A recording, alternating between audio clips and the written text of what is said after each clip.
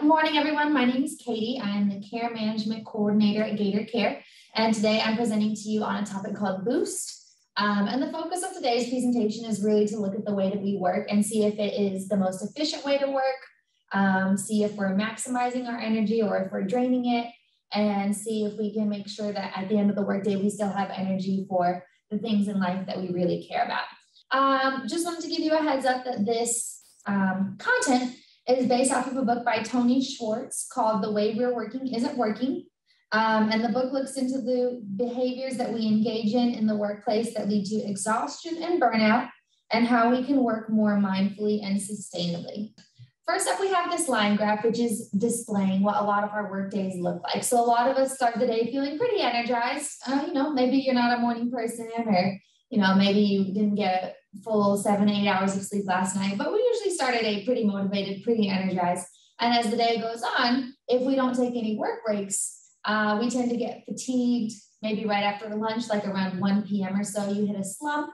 Maybe it's a little bit later in the day, like 3 o'clock, for that last hour and a half, 2 hours of your workday. You're kind of piddling around doing the easiest tasks you could do, organizing your pens, or working on your calendar, or doing some kind of a mindless task because your brain just isn't fully functioning anymore as far as doing some of your more challenging and demanding tasks. When we work like that, when we burn ourselves out at work, when we deplete all of our energy supplies, when we give everything that we have, we end the day feeling exhausted.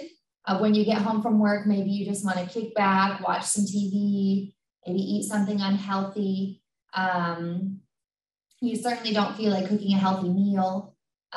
Maybe you pick up takeout, and consequently you lack energy for the things in life that matter most, such as hobbies, family, and friends. So that's the cycle that we're hoping to break through today's presentation. We're going to take a quick peek at the solution, and to do that, I'm going to read a quote from the book by Tony Schwartz, and he says, "At the heart of this book is a simple principle. Human beings are not designed to run like computers at high speeds continuously. Rather, we are designed to pulse. We are hardwired to make waves, to be alert during the day and to sleep at night, but also to work at high intensity for limited periods of time, and then to rest and refuel." So this concept is really similar to interval training, if you've ever engaged in interval training in physical activity. Sprinters obviously cannot maintain a sprint for prolonged periods of time. You can't work at that high intensity continuously. So interval training, you work at a high intensity and then you recover. And then you work at high intensity and then you recover. And if we take a peek at the next slide, that's exactly what's depicted here. So Tony Schwartz is recommending working in waves. So you're buckling down, you're working, you're performing, and then after a certain period of time, you give yourself a little bit of a break to renew, re-energize, refresh your brain, and then you get back at it, and then you keep cycling through this working and break cycles. Some people may have the reaction, I can't take breaks at work. I'm too busy. I don't have time for breaks. But the whole point of this is that by taking these short breaks, it doesn't have to be 30 minutes. It doesn't have to be 15 minutes. It doesn't have to be long, even just 1 to 5 minutes. By taking these short breaks, you're actually going to end up increasing your productivity and your stamina over the course of the workday, plus leaving you energized when you go home for the things that matter most in life. Now, the time scale that we're looking at on these waves is 90 to 120 minutes. And this comes from a couple different fields of research. In the 1990s, there was a researcher named Anders Ericsson, and he did a really famous study with violinists where he was comparing like the greatest world-class violinists with other violinists, good and great. And he discovered that the greats didn't practice for any more than 90 minutes at a time. Spending any more time than that of focused attention was going to yield decreased results. And this spawned a lot of follow-up studies on athletes, chess players, and similar fields. And they're all telling us the same thing, that human attention doesn't extend past about 90 minutes. So if you're pushing yourself to work for longer than 90 minutes at a time, you really are going to see a decrease in your performance. So that's kind of the number or the benchmark you want to keep in mind, is 90 minutes for these work portions, interspersed with anywhere from a 1-minute break to a 15-minute break, whatever you have time for. And we're going to look now into the how of how we can do this in minutes. And what we were discussing is reaching that burnout point or that fatigue around 3 p.m. or so. So you're sacrificing the last hour and a half, 2 hours of your workday for a 30-minute break that could have been renewing and refreshing. So the mathematics don't work out. I want to take it a step further. I'm going to recommend taking a break before lunch because as we discussed, your attention span is about 90 minutes. And lunch is a good 3-4 hours into your workday, depending on when you started, maybe even 5 if you're a late lunch person. So that is definitely way too long to wait. Lunch should not be your first break of the day. Aim to take 1 or 2 breaks before lunch. Again, small breaks, 5 minutes, little stretch break, little walk around the area, something simple, but something to get up from your desk and get your eyes off of your computer. Another aspect of taking more mindful breaks at work are intentional work breaks. So as I said, because the human brain can only focus for about 90 minutes at a time, you are taking breaks throughout your workday, just not intentionally. So maybe you take a minute to scroll through your phone, maybe you're playing a game on your phone, maybe you're checking social media. And these breaks, they're meant to numb our minds rather than to renew us. And just for fun, we're going to take a look at some unintentional work breaks that employees have been seen doing before, not here at UF, but through a study with Career Builder. We've seen an employee caring for their pet bird, shaving their legs in the bathroom, lying under boxes to scare people, having a wrestling match. All of these being examples of non-renewing work breaks that one could take at the workplace. And the third prong of the approach is taking a micro break. As I said, a break does not have to be 15 or 30 minutes to be effective. Even something as simple as 1 to 5 minutes long can be effective. And we're going to talk about and brainstorm some ideas in the next minute. I'm not sure if you all are familiar with the Windows to Wellness, but it's kind of the core premise on which we base our programming. And it revolves around the 9 different areas of wellness that make up your life. And those include emotional, social, spiritual, environmental, financial, occupational, physical, intellectual, and cultural. So all of these different components feed into making you a whole well-being overall. We don't have time to look at all 9 of them right now, but we are going to look at these 4 windows to wellness and talk about examples of how you could take a boost break using each of those windows to wellness in your workday. We spend our entire day sitting in this chair. That's not good for your body. That's not good for your energy. That's not good for your brain. That's not good for your blood flow. So the whole point of a physical boost break is to stand up, get your body moving, get the blood flowing, and probably wake yourself up if you're getting fatigued, as well as be better for your body. So let's just do that together, like 2-3 minutes. Y'all stand up with me. Just reach up for the ceiling and release. One more time. And let it out. And tip your head to one side, push the opposite hand down towards the floor. I'm not pulling too hard. You could even use no hand, but just tilting the head one way, pushing the hand the other way, and switch. And roll your chin in slow mini circles down by your chest.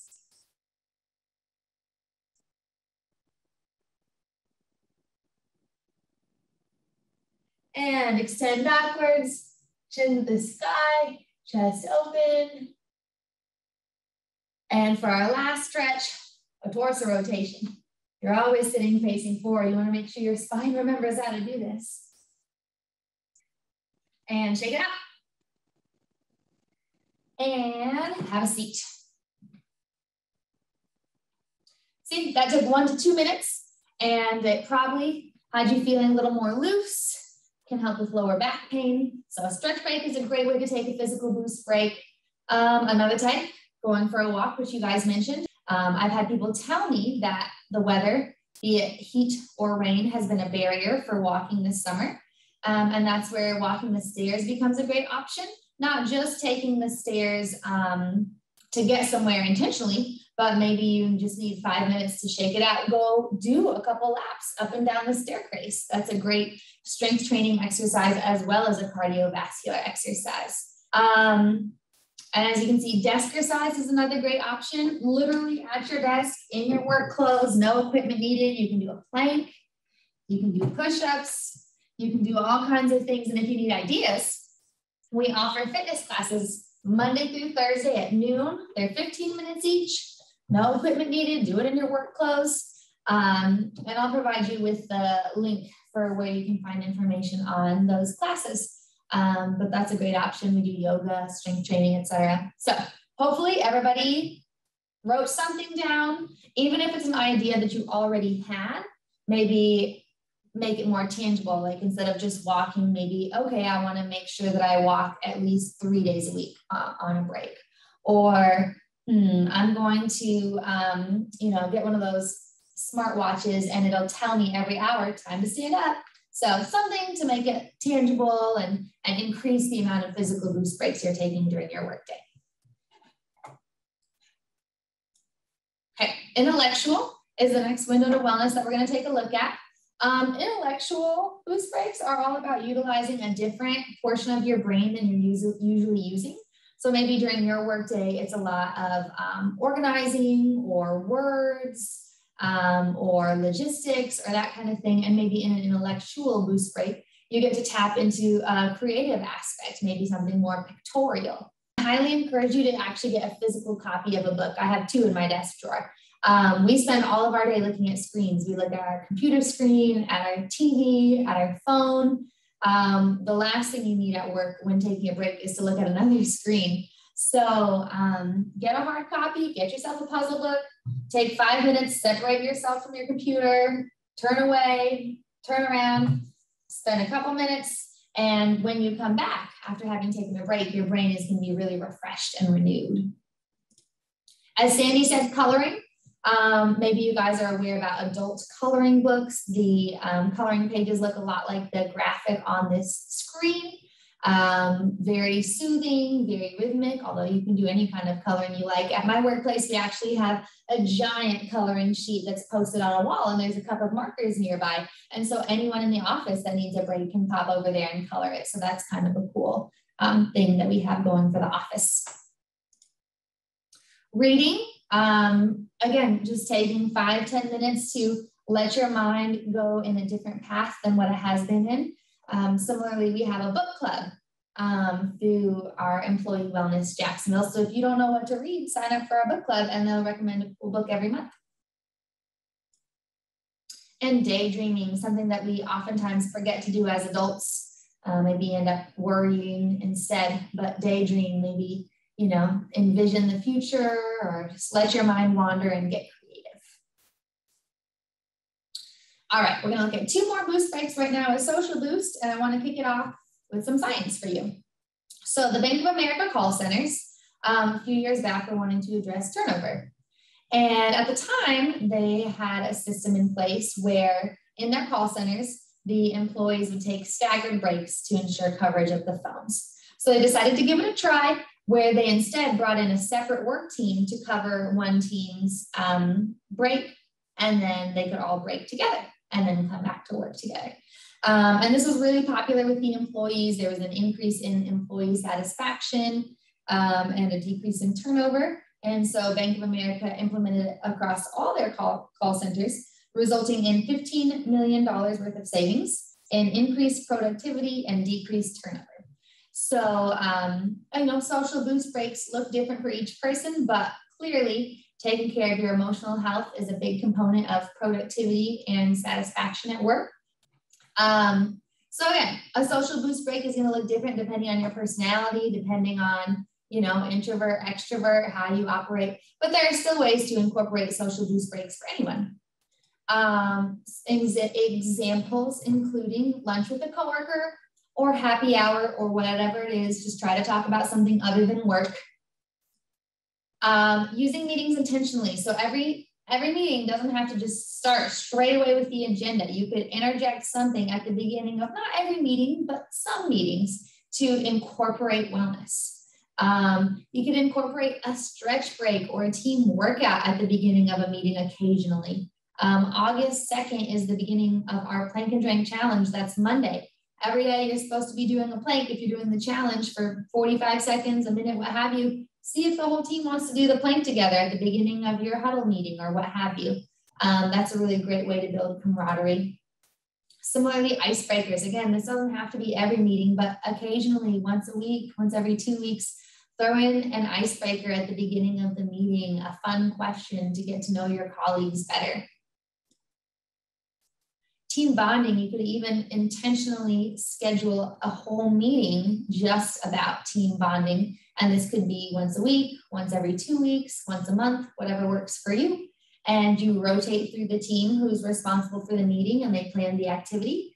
And it could be, you know, anything that they feel comfortable with or feel inspired about. Maybe it's a Zoom game because, you know, your team is not all meeting in one place right now.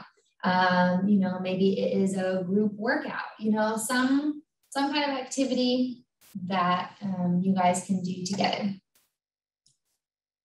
And lastly, practicing gratitude in the workplace, whether you verbally thank a colleague, write them a note, or incorporate a kudos section in a weekly meeting, say, just the opportunity to express gratitude for one another. So these are all examples of social boost breaks that you can interject throughout your workday to, you know, really connect and renew yourself in that way. We're going to take a quick look at spiritual boost breaks. Now, just as a heads up, a spiritual boost does not necessarily mean that you ascribe to a particular set of beliefs or to a specific organization. Rather, your spirituality pertains to your core values, the things that matter most to you, the things that bring you meaning and purpose in your life. So maybe think through some of the things that renew you spiritually.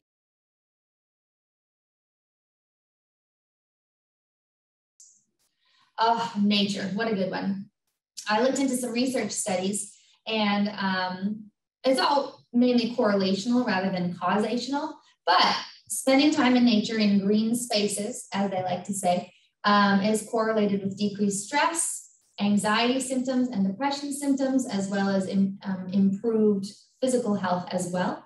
And sometimes as little as 10 minutes a day can do it. Other studies suggest a minimum of 2 hours per week. So yeah, I mean, this is a great way to combine. You want to go on that walk, see if you can walk around the greenest area near your workspace that you can find. You could also imbibe nature in other ways, maybe listening to sounds of nature. Sometimes I'll do that at my desk, while walking, in my car, play the sound of waterfalls, of birds, imbibe the sound of nature through your ears as well. Or even through your sight, you can put it on your monitor, a nice naturey background, or put plants in your office. If you have a window, take a minute to gaze outside and just to experience all that time spent engaging with nature. Meditation is another way to practice your spirituality, because the whole point is to set aside the thoughts that are distracting you and focus on your core, focus on the things that are of the most and greatest value to you. Engaging with a spiritual text of your choosing, or photos of loved ones, that certainly falls within the realm of things that you value. And that can be something to meditate on. That's how you can practice meditation. You have a bunch of picture frames, or you just have one of those digital ones that cycles through the pictures. Just take a minute to just meditate on those photos, to savor, if you've been to our Shaping Your Next Normal webinar, remembering, using all of your senses. So that was the fourth and final window to wellness that we have time to take a glance at today. My encouragement to you would just be any observations you've jotted down, any boost ideas you've thought of, make it smart, specific, measurable, achievable, realistic, and timely. These goals may not come to fruition unless you make a plan about it, unless you say, okay, I want to take a break every 60 minutes, like on the hour, and you set a little watch timer to beep. And if all you do is stand up and take one lap around the building, it's still better than what you're doing now, right?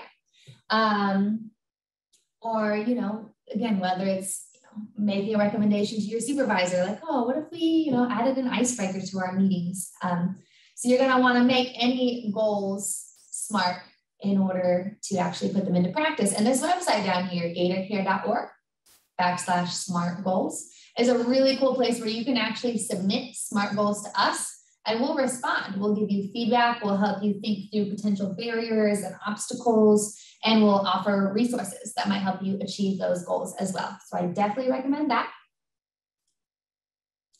Additional recommended resources, that QR code up in the top right corner. If you're not already subscribed to our wellness newsletter, that's something you're going to want to do. We send those out every Monday, and it's full of information about our webinars, fitness classes, challenges, and programs that are going on at this time. So use your phone and scan the QR code if you are not yet registered for our wellness newsletter. It'll be on the next screen, Jennifer, but it's called, back on my first page, The Way We're Working Isn't Working, and the author is Tony Schwartz. And I'll just breeze through this part. Obviously, I already told you about Plank and Drink on Monday. Sign up, it'll be lots of fun. The Fall Walking Challenge in October, and sneak preview, we're unveiling a new program this September called the Healthier Together Challenge, focusing on your social, cultural, and occupational wellness. Join us for our live streamed fitness classes. Those are going to be advertised through our newsletter or through this website. And maybe consider becoming a wellness partner if you're not already. Our wellness partners meet with us once a month over Zoom. We'll let you know what's going on right now, what programs do we have coming up, and then you share it with your workplace. Maybe send out an email, post a flyer. You get the buzz going. You get people as hyped about wellness as you are. You can email us at gatorcarewellness@shands.ufl.edu if you're interested in becoming a wellness partner or if you have any questions. Here's the book, Tony Schwartz, The Way We're Working Isn't Working. And if you do have any questions, feel free to share them now, as well as here's our email address in case you wanted to get more information or had any questions after the presentation. Yeah, thank you guys for coming. Good to see some friendly faces.